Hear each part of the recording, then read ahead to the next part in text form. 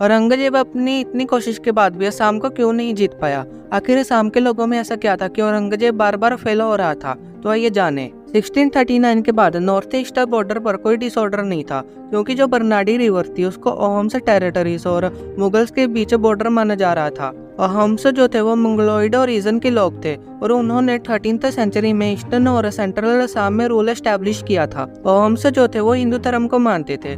जब अहोम्स को पता चला कि मुगलों के बीच वॉर ऑफ सक्सेशन यानी उत्तराधिकारी बनने का वॉर छिड़ा हुआ है, मतलब कि अगर राजा कौन बनेगा उसका वॉर छिड़ा हुआ है, वो उन्होंने गुवाहाटी को अपने कब्जे में ले लिया। जब औरंगजेब अपने घर की लड़ाई से बाहर आया, यानी कि वो सम्राट बना, तब औरंगजेब ने बंगाल के गवर्नर को ऑर्डर दिया कि वो असम को जीतने की शुरुआत करे। मीर जुमला ने बहुत बड़ी सेना के साथ शुरुआत करी और वो स्टार्टिंग में सफल भी रहे। उन्होंने असम और कूच बिहार दोनों जीत लिए और मार्च 1662 में वो अहोम किंगडम की कैपिटल खरगांव पहुंचे। अहोम्स ने अपने कैपिटल को आजाद करने की बहुत कम कोशिश की, पर बाद में अहोम्स अपनी कैपिटल को छोड़ के चले गए। मुगलों ने वहां बहुत लूट मचाई, पर मुगल्स अपना रूल ज्यादा टाइम तक असम पर नहीं बना सके, क्योंकि बारिश के कारण देश में बाढ़ आ गई थी और बारिश की वजह से कम्युनिकेशन टूट गया। बड़ी संख्या में मुगल भूख के कारण मर गए। इसी चीज का फायदा लेते हुए अहोम्स ने मुगलों को परेशान करना शुरू कर और उन पर हमले करने शुरू कर दिए। ऊपर से मुगलों के बीच महामारी फैल गई थी, जिसके कारण उनकी परेशानी और बढ़ गई थी। बारिश के बाद मीर जुमला ने फिर से अटैक किया और लास्ट में अहोम्स ने शांति बनाए रखने के लिए ट्रीटी साइन कर ली।